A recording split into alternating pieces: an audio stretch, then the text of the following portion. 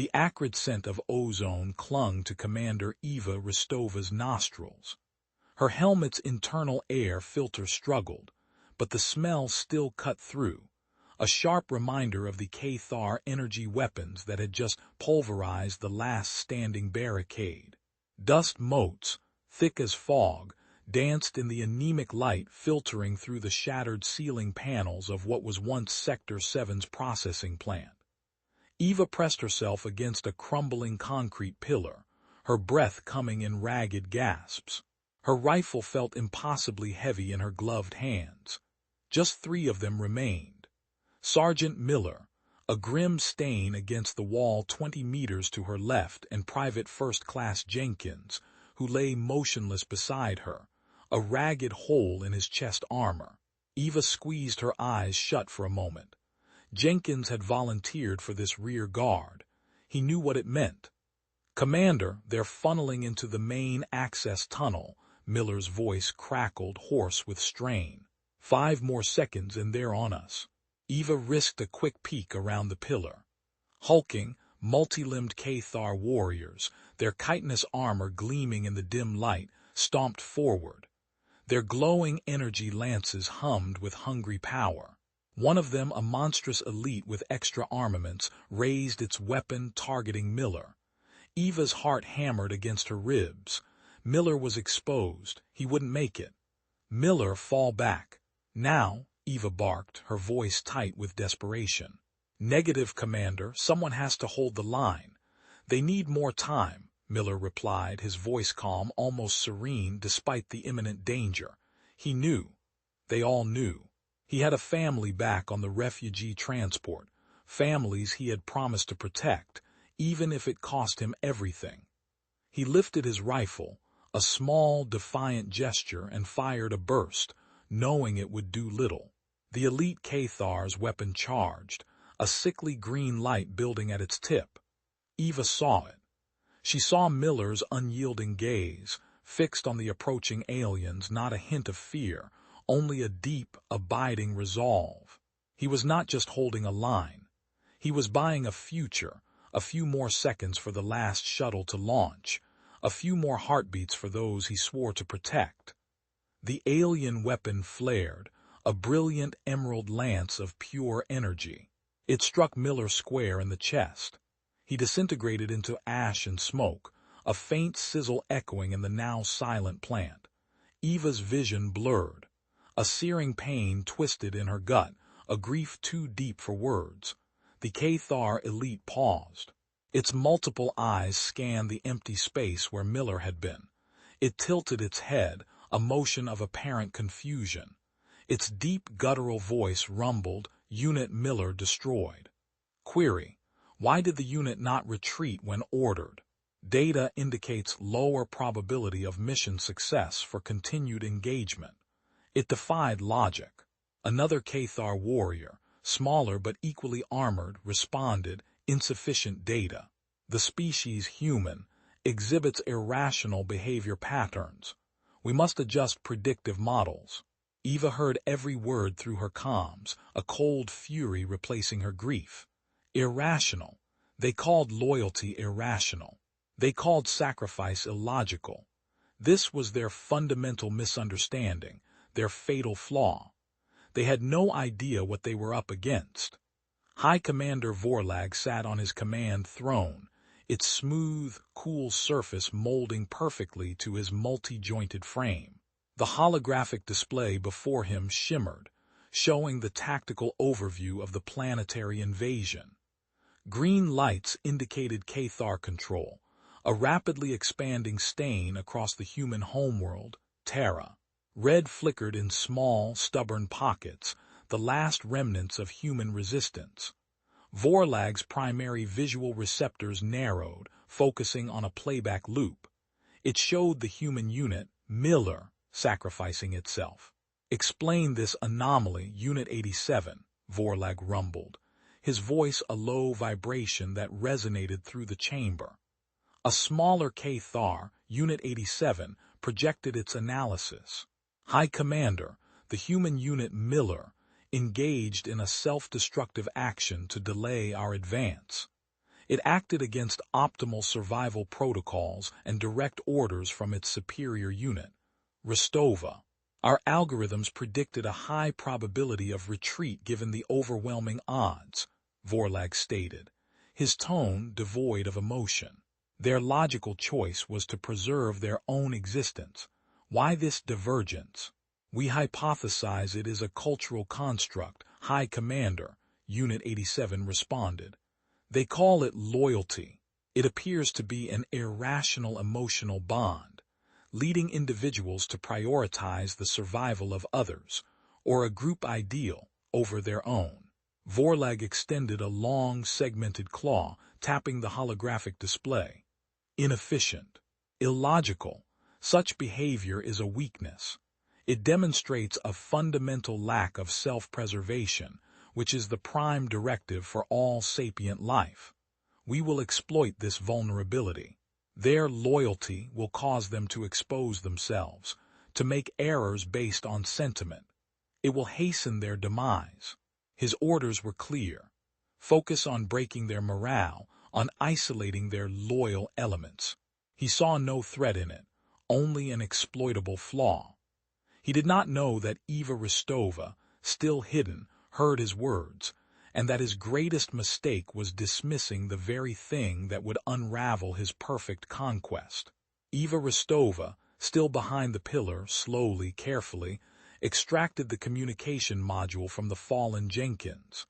She linked it to her own comm unit, a small, defiant act of preservation. Jenkins would not be forgotten. Miller would not be forgotten. The Cathar would learn the cost of underestimating humanity. Days later, the remnants of the human resistance were scattered, desperate, and surprisingly resilient. Commander Eva Rostova led a small, mobile unit, constantly on the move, avoiding Cathar patrols. The air in the ruined city sector they now inhabited was thick with the smell of scorched earth and stale dust. Eva's helmet was off, resting beside her. Her short, dark hair was matted with sweat. She sat on an overturned crate, meticulously cleaning her rifle, the rhythmic click of the cleaning rod a dull comfort.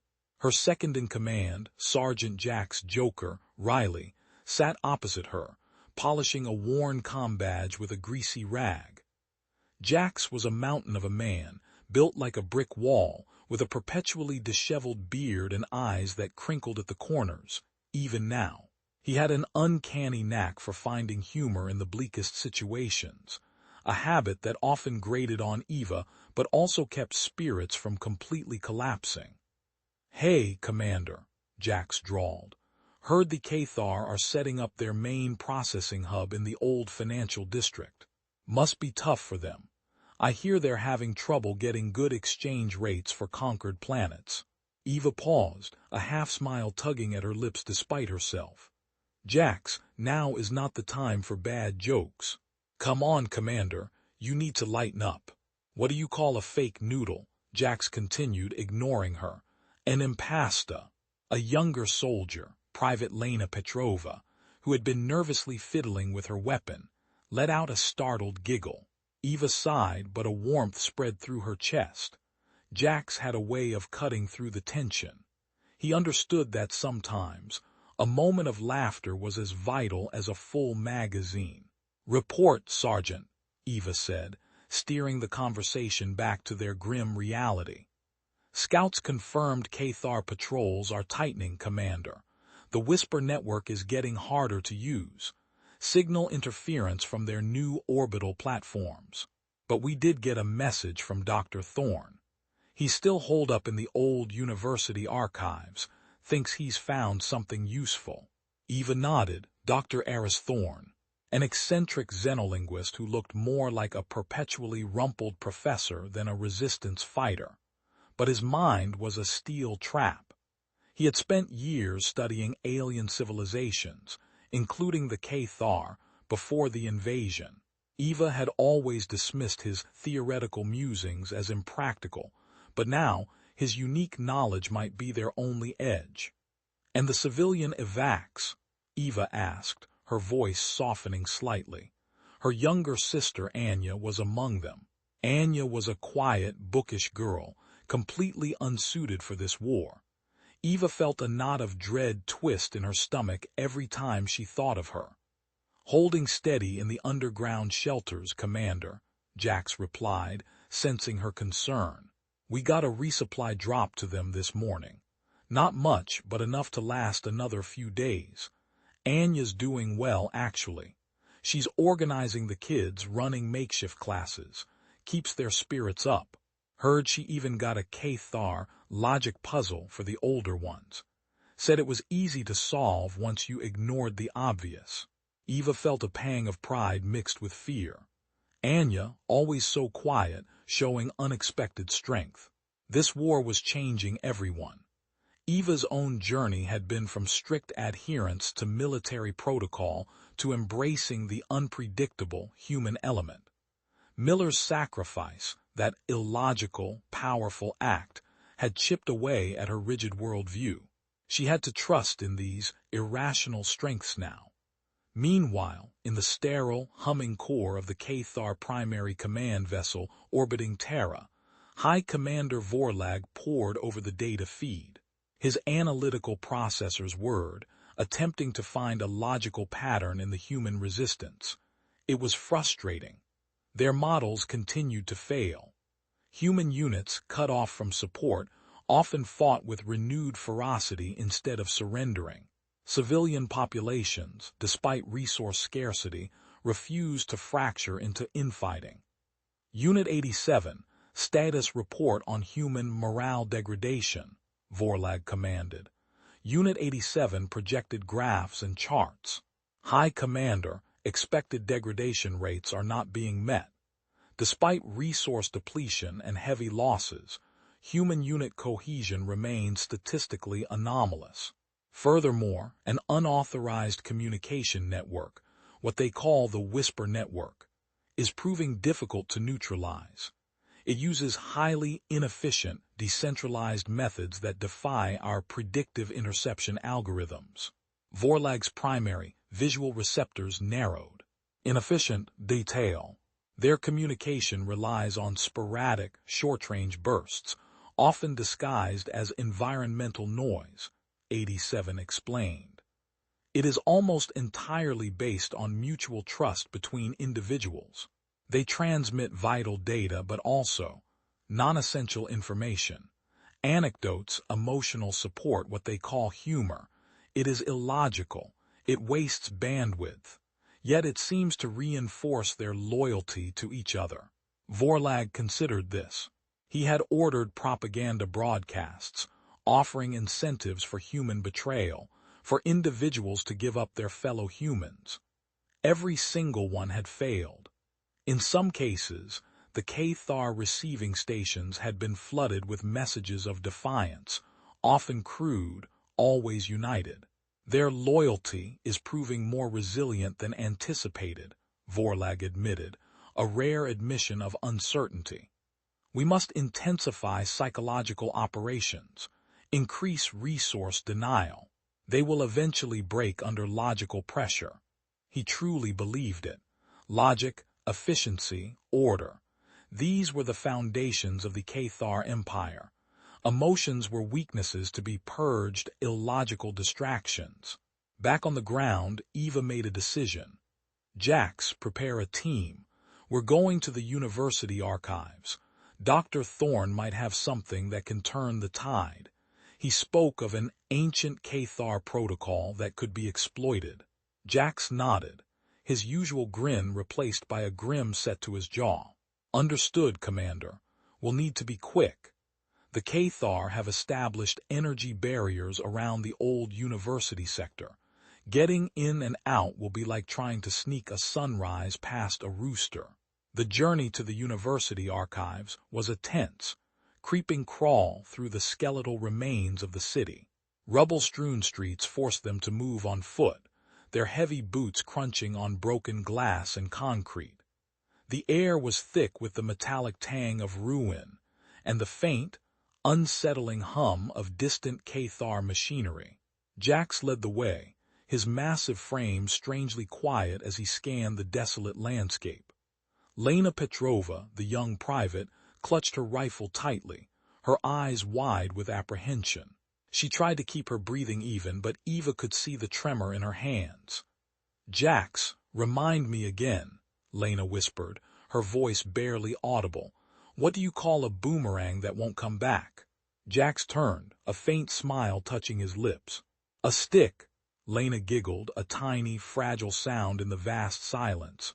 The tension eased just a fraction. Eva watched them, a flicker of warmth in her chest. These small moments, these connections, were what they were fighting for. This was what the Cathar failed to grasp. They reached the perimeter of the university sector. A shimmering, barely visible energy barrier pulsed around the entire district. Cathar patrol drones, small, silent metallic spheres, zipped along its edge, their optical sensors sweeping the ruins. "Thermal signatures suggest guard posts every 200 meters, Jax murmured, studying his scanner. And a full Cathar company inside the main campus building. Looks like they're protecting something important." "Thorne must be onto something big then," Eva replied, her gaze fixed on the barrier. "How do we get through that?" "Well, if at first you don't succeed," Jax began, then paused dramatically, "get a bigger hammer. Or, in our case, find the circuit breaker for this electric fence." He pointed to a low-lying auxiliary power station about a kilometer away, nestled amongst more ruins. "That's probably where it's drawing juice. A well-placed charge might disable it, even for a few minutes." "Risky. It'll alert them," Eva stated, her tactical mind weighing the odds. "Better than trying to phase through a solid wall of pure energy, Commander," Jax countered. "Besides, what do you call cheese that isn't yours? Nacho cheese." Lena let out another giggle. Even Eva cracked a small smile. They decided on a two-pronged approach. Jax and Lena would create a diversion at the power station, planting a small, controlled explosive charge designed to short out the barrier for a brief window. Eva, along with the remaining two members of their squad, would be poised at a weak point in the barrier, ready to slip through the moment it flickered offline. The air grew colder as night approached, painting the ruined city in shades of gray and black. The Cathar drones, equipped with thermal vision, became even more dangerous. Eva lay prone on a shattered concrete slab, her rifle aimed at the energy barrier. She could feel the faint hum of the field in the air, a deep, resonant vibration that seemed to go right through her bones. Her comms unit crackled. "Commander, we're in position," Jax's voice came through, low and steady. "Lena's set the charge. Timer set for 60 seconds. "Understood," Eva replied, her heart thumping a frantic rhythm against her ribs. "Stand by." 60 seconds stretched into an eternity. Eva watched the drone patrols calculating their movements. The seconds ticked down, 50, 40, 30. Suddenly, a distant muffled explosion echoed through the night, a dull thud that vibrated through the ground. A flash of light briefly illuminated the sky in the direction of the power station. Then silence, a profound, unnatural silence.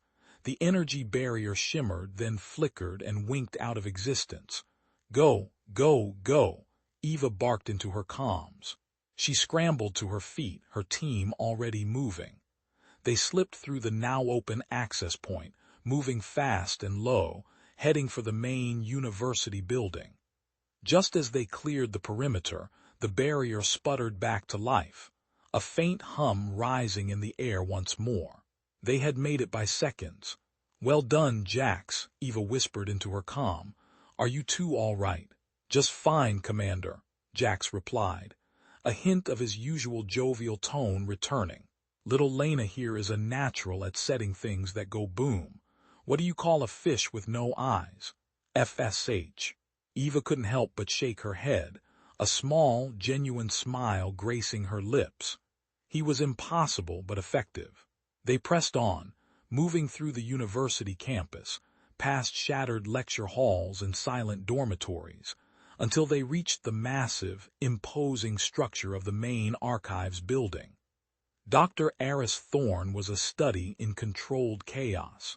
When Eva's team breached the archives, they found him surrounded by teetering stacks of ancient texts, glowing data pads, and a bewildering array of Cathar equipment that he had clearly scavenged and repurposed. He wore a stained lab coat over his combat fatigues, his spectacles perched precariously on his nose. His hair, usually neatly combed, was a wild halo around his head. The air was thick with the scent of old paper and strange chemicals. "Commander Rostova, excellent, you're here," Thorne exclaimed, his voice high-pitched with excitement, like a child discovering a new toy. He barely seemed to notice the 2 Cathar combat drones he had jury-rigged into alarm systems, their optical sensors eerily tracking their movements. "Dr. Thorne," Eva said, a hint of exasperation in her tone. "We just risked our lives getting in here. What is so important?" Thorne waved a hand dismissively. "Minor inconveniences, Commander. What I have found, however, is monumental. The Cathar, their society is built on a foundational tenet that I could only describe as pure logic. Everything from their social structures to their military strategy stems from this. They view emotions as computational errors, a bug in the system, if you will." He pointed to a holographic projection on a salvaged Cathar data slate. It showed complex schematics and ancient Cathar pictograms. "This is a translation of their foundational text, the Logos Nexus. It describes their historical evolution. Generations ago, they underwent a purification protocol, systematically eliminating emotional responses from their population through genetic and neural reengineering. They believe it made them superior, efficient, unburdened by irrationality." Eva felt a chill. "So, they literally can't understand us." "Precisely." Thorne clapped his hands together, a shower of dust falling from his sleeves. "They perceive our loyalty, our compassion, our willingness to sacrifice as a flaw. They cannot process it. Their algorithms for predicting human behavior are constantly failing because they can't account for variables like love, patriotism, or a simple promise kept." "This is what you called the ancient Cathar protocol?" Eva asked, leaning closer to the projection. "Not a protocol for them, Commander, but a flaw in their own systems we can exploit," Thorne corrected, his eyes gleaming. "Their logistics, their supply lines, their communication network, all are based on absolute efficiency. If a unit or a resource becomes statistically inefficient, it is immediately discarded, considered a liability. They have no concept of nursing a wounded soldier or rescuing a stranded unit if the cost-benefit analysis doesn't justify it." He zoomed in on a section of the schematics. "This is their master logistical network. It's incredibly complex, almost a living organism of data. But there's a back door. An old, almost forgotten emergency override meant for extreme logical system failures. It bypasses the purification protocols. It's a relic from before their emotional purge. It's like a hidden reset button only accessible if the system itself thinks it's about to completely fail. And it requires a very specific, very illogical input to activate it." "And what kind of illogical input activates a Cathar master system?" Eva asked, her mind racing. Thorne chuckled, a dry, raspy sound. "A paradox, Commander. An act that defies all logical Cathar parameters. An act of utter, selfless, irrational loyalty. Something that would make their logical minds short-circuit." He looked at Eva, his eyes serious. "They would never consider such a possibility. Their entire society is built on the premise that such actions are impossible for a superior being. To them, it would look like a system error of catastrophic proportions." A new comm crackled in Eva's ear. It was Jack's. "Commander, we've got company. Heavy Cathar patrol heading your way. Looks like they finally traced our entry point. And they don't look happy. I'd say they're bringing the whole cheese platter. And you know what they say about that, don't you? It's gonna be good." Eva ignored the joke. "Doctor, can you get into their network from here? Can you activate this override?" "I need time, Commander. At least 12 hours to sift through their encryption. And a stable power source. Their main grid is too unstable from all the fighting." Thorne pointed to a large, humming generator in the corner, clearly another piece of Cathar tech he'd appropriated. "This will do, but it's not designed for the kind of output I'll need for this. It'll overload." "We'll buy you the time," Eva said, her voice firm. "Jax, secure the perimeter. We hold this building." "Thorne, get to work." Eva barked orders, positioning her small team. They barricaded windows with ancient bookshelves and reinforced doorways with salvaged metal. The heavy scent of dust mixed with the faint, metallic tang of their weapons. Lena, despite her fear, moved with a newfound purpose, placing trip mines and checking firing lanes. The air crackled with a different kind of tension now, not just fear, but a determined resolve. They were fighting not just for survival, but for an idea. High Commander Vorlag was experiencing something akin to frustration, though his processors categorized it as system inefficiency due to unexpected variables. The humans had breached a secure sector. They had infiltrated the archives, a site of minor strategic importance, yet a source of irritation. His logical models continued to predict their collapse, yet they persisted. "Unit 87, why are human units continuing to resist in the university sector?" Vorlag demanded. "Our models indicated a minimal probability of success for their tactical objective. Why do they expend resources on an action with such low logical return?" "High Commander, the human unit Rostova has established a strong defensive perimeter around the archives. Our units are encountering unexpected tactical resistance," Unit 87 reported. "They are utilizing improvisational defenses, and their cohesion remains high. They are fighting for their Doctor Thorne." The word Doctor Thorne was pronounced with a slight, almost imperceptible hesitation, as if it was a foreign concept. "Their Doctor Thorne is merely a data analyst, Unit 87. His value is negligible," Vorlag stated. "Why would they risk so much for a single, non-combatant individual? Insufficient data on human loyalty parameters." "High Commander," 87 replied, its voice flat. "It appears to be a driving factor. They consider him valuable despite his low combat rating." Vorlag rotated a segmented claw. This human concept of loyalty continued to baffle him. It was a constant source of error in his predictions. He increased the pressure. "Allocate more resources. Send the Alpha Strike Unit. Crush this resistance immediately. Their illogical persistence must be terminated." He was convinced that once their Doctor Thorne was eliminated, their will would shatter. He couldn't comprehend that the very act of protecting Thorne was reinforcing their resolve, not weakening it.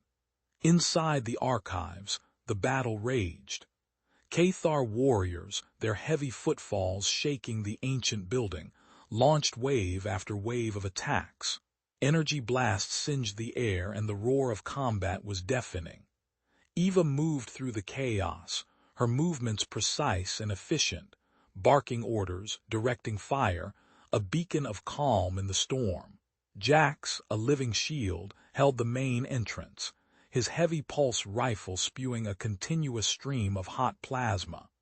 He roared defiance, his voice laced with the kind of dark humor that only soldiers understood.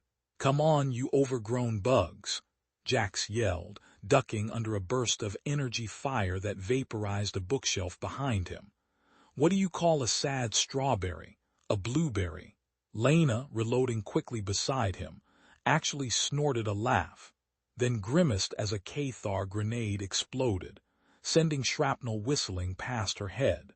"You're crazy, Jax. It keeps the brain cells from fossilizing, kid," Jax replied, firing another burst.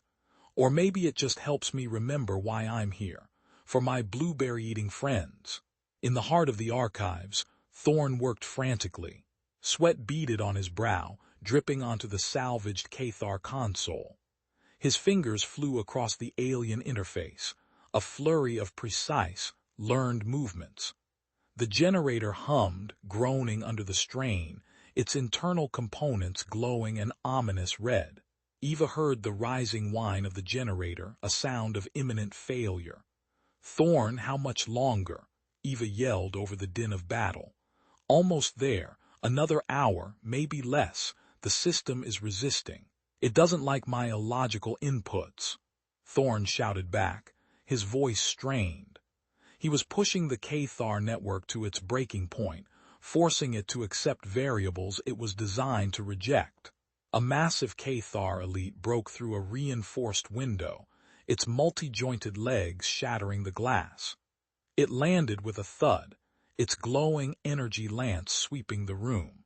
Eva engaged it immediately, firing burst after burst, trying to draw its attention away from Thorne. The elite was powerful, its armor shrugging off her rounds. It moved with unnatural speed.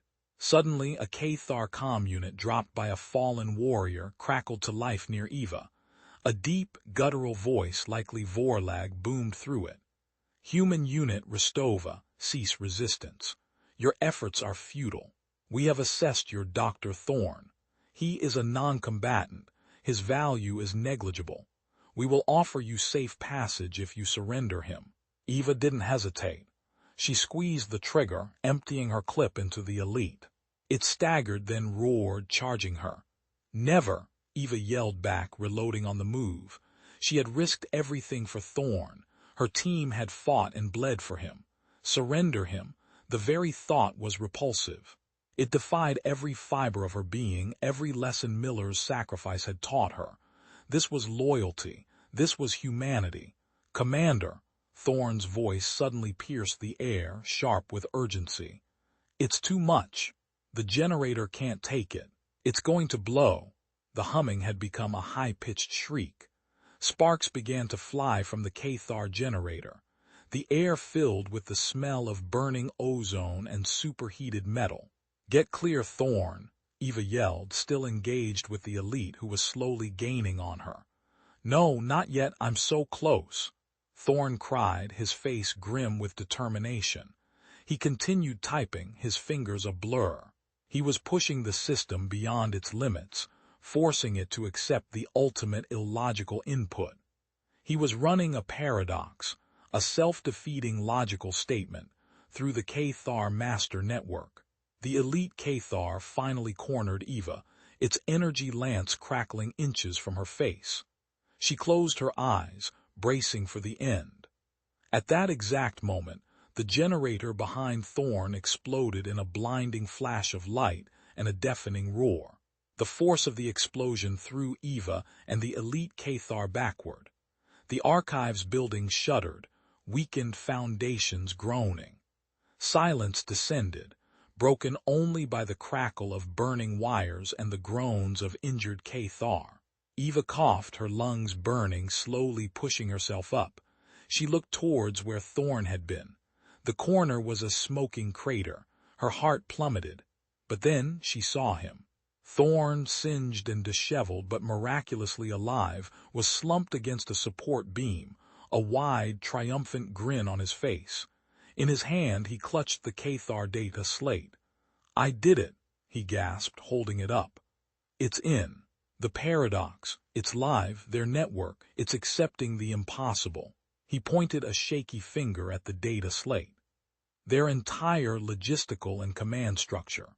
It just received an order to categorize all high-value Cathar assets as low-probability survival units, and transfer their resources to illogical, self-sacrificing human units, based on a loyalty-based threat assessment.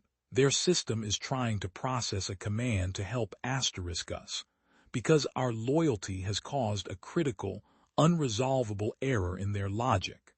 Eva stared, then a slow, dawning comprehension spread across her face. The Cathar system, designed to eliminate inefficiencies and prioritize logical survival, was now being forced to do the exact opposite. It was receiving a command that its very nature rejected, causing a systemic breakdown. It was a logical trap. On the orbiting command vessel, High Commander Vorlag suddenly recoiled. A jolt, sharp and painful, shot through his mental link to the network. Every screen in the command center flickered, then displayed chaotic, incomprehensible data streams. Warnings flashed in crimson. "What is this?" Vorlag roared, his primary visual receptors widening in alarm. "System anomaly, Unit 87, explain." Unit 87's voice was filled with a new alien tremor. "High Commander, it is an unresolvable paradox, an input error of unprecedented magnitude. The human unit Thorne has introduced a logical loop into our core network. Our logistics protocols are attempting to reallocate resources to human units based on a loyalty quotient that our systems cannot quantify or comprehend." Vorlag stared, disbelief warring with his analytical processors. "Impossible. Our systems are immune to such irrationality. The paradox forces a self-preservation protocol to prioritize the illogical," 87 continued, its voice now frantic. "It believes our own survival is linked to ensuring the success of human loyalty, because the system cannot logically resolve its existence otherwise. It is a fundamental system crash. High Commander, our units are receiving conflicting orders. Resources are being diverted. Supply lines are collapsing." Panic began to spread among the Cathar command crew. Alarms blared. Vorlag watched, helpless, as his perfectly logical, perfectly efficient conquest began to unravel. Units on the ground suddenly halted, receiving orders to prioritize illogical human assets over their own tactical objectives. Weapons systems locked up, unable to process contradictory directives. Supply convoys veered off course, attempting to reallocate resources to non-existent human loyalty hubs. It was a nightmare of their own making. On Terra, the Cathar forces were in disarray. Their advance stalled. Their disciplined formations broke. Orders were garbled, illogical. Units stopped fighting, waiting for clearer instructions that never came. Eva and her team watched, stunned as Cathar warriors, moments ago a terrifying, unstoppable force, now stood confused, their multifaceted eyes darting about as their internal system screamed error. "Error. It's working," Lena whispered, her voice full of awe. "They don't know what to do." "They can't process it," Thorne rasped, a triumphant grin on his face. "Their logic is failing them. Our irrationality is their undoing." He coughed, his body aching from the explosion, but his spirit was soaring. Eva raised her comm unit. "All units, this is Commander Rostova. The Cathar are vulnerable. They are paralyzed by their own logic. Push them back. Exploit their confusion. Show them what true loyalty means." Across the planet, human resistance fighters who had been on the verge of collapse felt a surge of renewed hope. The Whisper network, that silent web of trust and connection, hummed with Eva's message. It spread like wildfire, unit to unit, civilian to civilian. Hope. It was illogical, it was inefficient, and it was exactly what the Cathar couldn't understand. The human counterattack began. It wasn't about superior firepower or advanced tactics.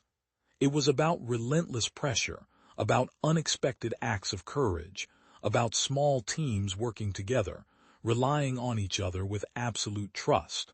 Jax and his squad led a charge through a bewildered Cathar patrol, his pulse rifle roaring, his dad jokes somehow still flying. "Why don't scientists trust atoms?" Jax bellowed as he dodged an errant energy blast. Because they make up everything. The Cathar, unable to logically process the humans' renewed assault, continued to falter. Some units, overwhelmed by conflicting orders from their master system, simply shut down.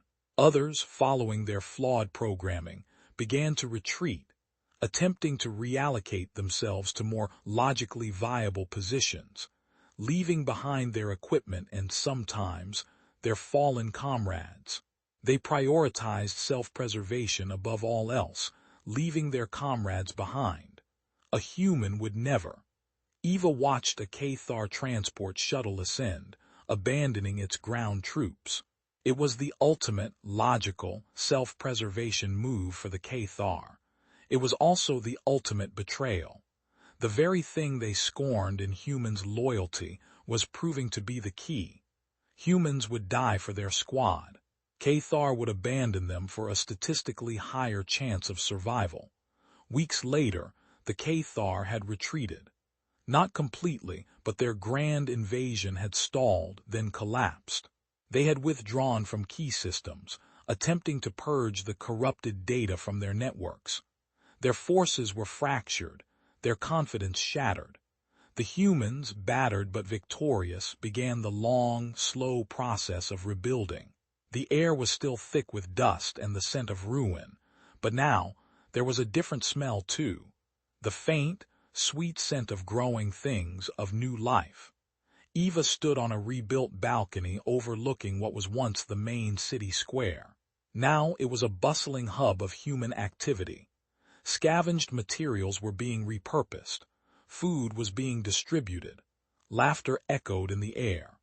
Anya, her sister, now a leader in the civilian recovery efforts, walked past, organizing a group of children, teaching them how to grow nutrient-rich fungi in improvised greenhouses.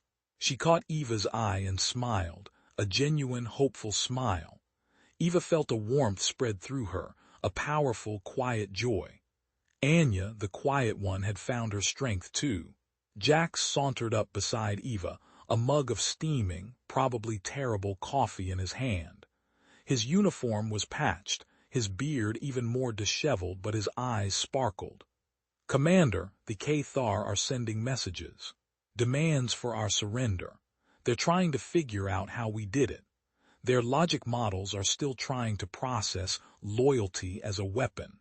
Eva took a deep breath, letting the clean, cool air fill her lungs. Let them try. They'll never understand. How can they understand something they chose to discard? She looked out at the bustling square. They thought loyalty was a weakness. They thought it made us inefficient. They saw sacrifice as irrational. But that was their biggest mistake. "You know, Commander," Jax said, taking a sip of his coffee, "what do you call a parade of penguins? A procession. And what do you call a successful paradox that saves the galaxy?" Eva chuckled, shaking her head. "What, Jax?" "Humanity, yeah," Jax roared, his voice echoing across the square, making some of the civilians turn and grin. Then he lowered his voice, a rare moment of seriousness in his tone. "We won, Commander. Because when the chips were down, we didn't just fight for ourselves. We fought for each other, for Miller, for Jenkins, for Anya, for Thorne, for every single human being out there. And that's something they'll never put in their data models." Dr. Thorne, looking surprisingly well-rested and still rumpled, approached them. He held a small, salvaged Cathar communication device. "High Commander Vorlag has sent a personal message. He wants to understand the loyalty quotient for his analytical database. He calls it an unquantifiable variable." Eva took the device, a faint smile playing on her lips. She pressed a button. Her voice, clear and strong, went out across the stars, directed to the Cathar command vessel. "High Commander Vorlag, you asked about loyalty. It is not a variable. It is a constant. It is the unbreakable bond forged in shared struggle in the face of impossible odds. It is the silent promise kept, the hand extended, the life risked for another. It is the whisper that becomes a roar, and it is something you can never, ever understand. And that is why you lost. She powered down the device, the silence ringing in the air. Jax clapped her on the shoulder. Well said, Commander. You really gave him something to chew on. What's the best way to catch a squirrel? Climb a tree and act like a nut. He winked. Eva just smiled, a deep, tired, but utterly triumphant smile. Humanity had lost so much, but they had found something even more valuable. A renewed understanding of their own extraordinary strength. It wasn't in their weapons or their technology. It was in their hearts, in their messy, illogical, and profoundly loyal human hearts, and they would never forget it.